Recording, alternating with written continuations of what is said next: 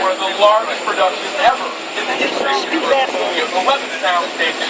Those sets, we're going to see some of them right now. They used over 2 million linear feet of styrofoam, thousands of candy canes, all those little cars, they're just modified golf carts.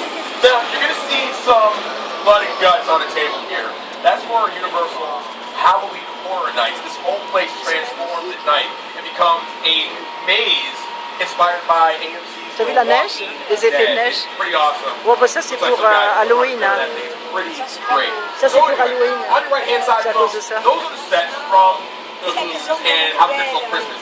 They thought they had it bad living next door to the Grinch. Ladies and gentlemen, when they moved to the back lot, things got...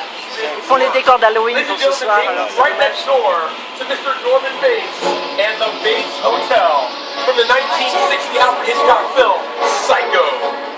That's right, get those cameras ready. The Psycho House and the Bates Motel right here on your right-hand side. Now, they say that the ghost of Mr. Norman Bates still walks each round. I don't know anything about that.